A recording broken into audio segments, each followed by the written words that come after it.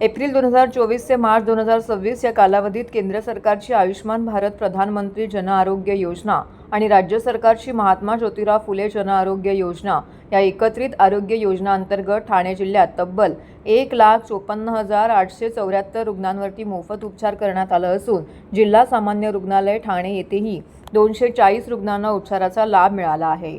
ठाणे जिल्ह्यात एकूण 40 शासकीय आणि 115 खासगी अशा 155 अंगीकृत रुग्णालये, 32 प्राथमिक आरोग्य केंद्र आणि 126 शहरी प्राथमिक आरोग्य केंद्र मिळवून तब्बल 313 आरोग्य सुविधा आणि योजनेअंतर्गत कार्यरत आहेत। तरी देखील महागड्या खासगी सरकारी यंत्रणेकडे पाठ फिरवत असल्याचं दिसून येतंय। जिल्हा शल्यचिकित्सक डॉक्टर कैलास पवार, अतिरिक्त जिल्हा शल्यचिकित्सक डॉक्टर धीरज महागडे यांच्या मार्गदर्शनाखाली रुग्णांना चांगले उपचार दिले जातात। त्यामुळे सिव्हिल रुग्णालय हेच सर्वसामान्य कामगार, गरजू आणि आर्थिकदृष्ट्या दुर्बल घटकांसाठी सर्वात मोठा आधार ठरत आहे। येथे शासनाच्या योजनांमुळे अनेक गंभीर आजारांवरती मोफत उपचार मिळत असल्याची माहिती वरिष्ठ जिल्हा समन्वयक डॉक्टर रवींद्र जगतकर यांनी दिली आहे। महात्मा ज्योतिबा फुले जन आरोग्य योजना आणि आयुष्यमान भारत आणि चीफ मिनिस्टर रिलीफ फंड ह्या अतिशय चांगल्या योजना आहेत। गरीब रुग्ण आहेत, ज्यांना खर्च जास्त येतो, हॉस्पिटलला बिल परवडत नाही आहे, मेजर सर्जरीज आहेत। आता जवळपास 1000च्या वरती आजार आम्ही या लोकांना इन्क्लूड केलेले आहे। या आजारामध्ये अगदी फ्री ट्रीटमेंट होते। बरेचसे हॉस्पिटल 30 बेडच्या वरती आहेत, त्यांना पण हे लागू आहे। फक्त महत्त्वाचं आहे, तुमची ट्रीटमेंट सगळी फ्री होणार, मेडिसिन फ्री मिळणार, सगळ्या गोष्टी फ्री होतील। फक्त यासाठी लागणारं जे डॉक्युमेंट आहे त्याच्यामध्ये आधार कार्ड आणि तो मोबाईल लिंक असणं खूप गरजेचं आहे। आता बऱ्याच अंशी आधार कार्ड मोबाईलला लिंक नसतो, त्यावेळेस थोडा प्रॉब्लेम येतो। अशा वेळेस जर कधी तुम्ही तहसीलदारकडनं सर्टिफिकेट घेतलं आणि ते जर अपलोड करून जर केलं तर ते तुम्हाला ते कार्डचा लाभ घेता येईल। दुसरी महत्त्वाची गोष्ट आहे की तुमच्याकडे आधार कार्ड आहे, रेशन कार्ड आहे, तर तुम्ही ते आधार मोबाईलला लिंक करून घेणं खूप गरजेचं आहे, तर तुमची इझी प्रोसेस होते। बरेचसे हॉस्पिटल म्हणजे जवळपास 30 बेडच्या वरती जेवढे हॉस्पिटल ते सगळे इम्पॅनल केलेले आहेत, गव्हर्नमेंट हॉस्पिटल सगळे आहेत।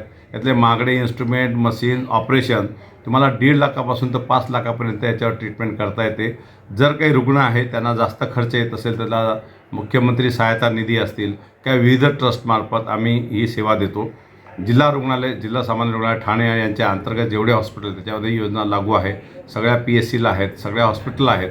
फक्त तुम्ही येताना कुठल्याही हॉस्पिटलला जे ॲडमिट होता तेव्हा तुम्ही डॉक्युमेंट घेऊन जाणं आणि प्रॉपरली डॉक्टरशी कन्सल्ट करून तिथे आरोग्य मित्र असतात त्यांच्याशी भेटून तुम्हाला जे काही असतील ते अडचणी तुमचं दूर करून घेणं, ह्या जर गोष्टी केल्या तर नक्कीच तुमचा बराचसा जो ट्रीटमेंटचा खर्च आहे तो वाचेल। आणि बऱ्याच अंशी पैसा नसल्यामुळे बरेच लोक आजारी राहतात आणि दुर्दैवाने बऱ्याच वाईट गोष्टी घडतात। नंतर ह्या घडू नये तर जर आपण सजग राहिलो आणि थोडंसं याच्यावर काळजी घेतली तर नक्कीच महागच्या महाग शस्त्रक्रिया आजच्या घडीला फ्री होत आहेत आणि ते बऱ्याच हॉस्पिटलमध्ये होतात। त्याच्या व्यतिरिक्त अजून काही चॅरिटी हॉस्पिटल्स पण आहेत।